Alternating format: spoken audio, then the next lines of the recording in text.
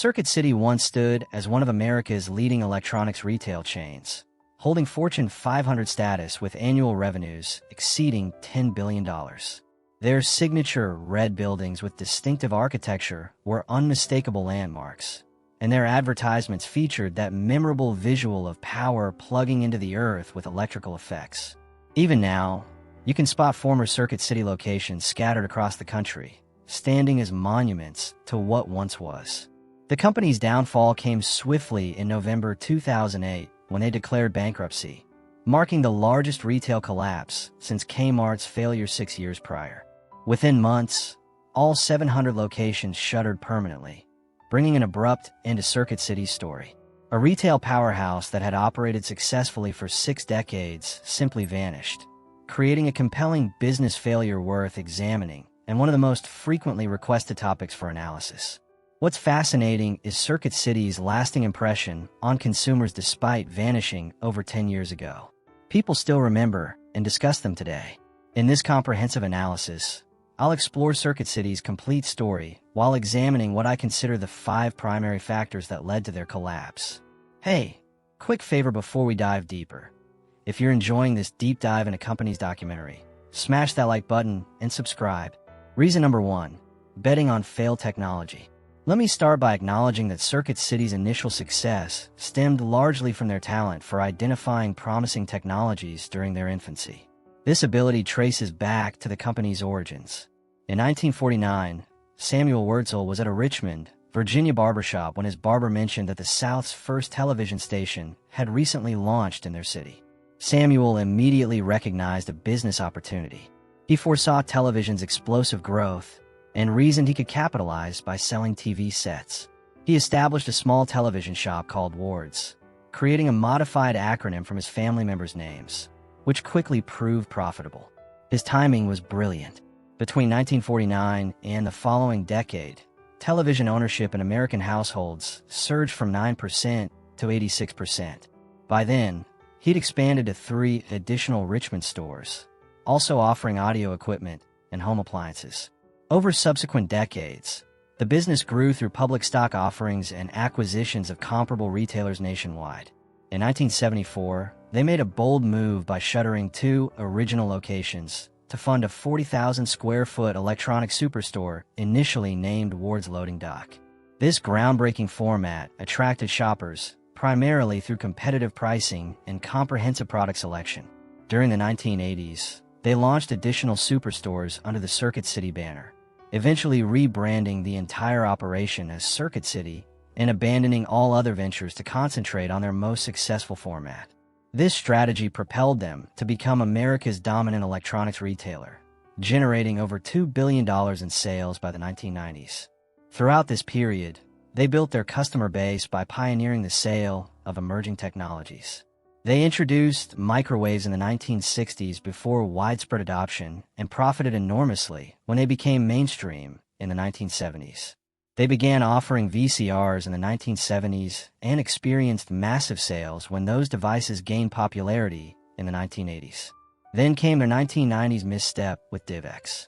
DIVX, meaning Digital Video Express, was a disc resembling a DVD but designed for single use. Circuit City priced them at $4.49. After purchase, customers could watch them on specialized DIVX players for 48 hours before they became unusable and required disposal. While this sounds like a terrible product concept, the appeal lay in offering a rental-like experience without return trips or late fee concerns. Circuit City heavily invested in DIVX as if it represented their future. Their 1998 annual report mentions DIVX over 150 times, even noting how sales surpassed holiday season projections. Unfortunately, things deteriorated rapidly afterward. The standard DVD format we know proved superior, and Circuit City abandoned DIVX in June 1999.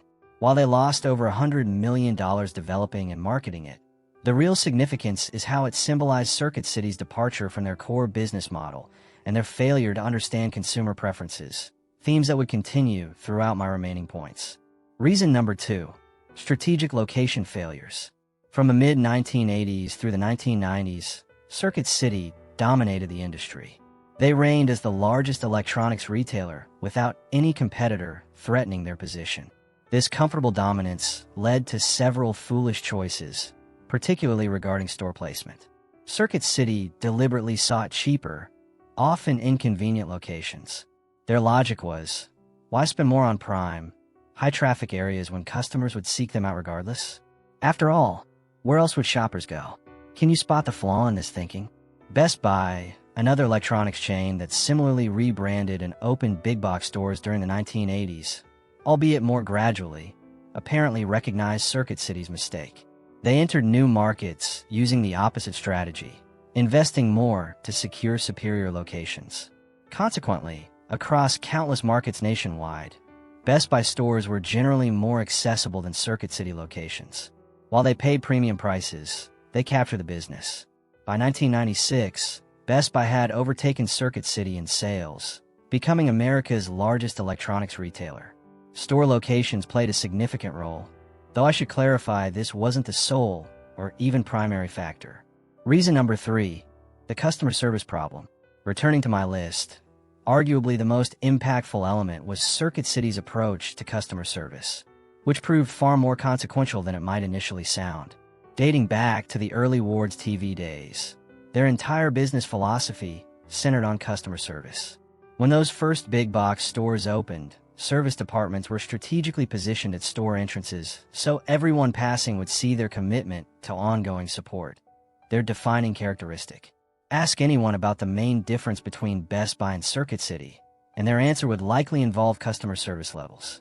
Circuit City employed a system where knowledgeable salespeople guided purchases, retrieved items from storage, and handled checkout, similar to a car dealership experience.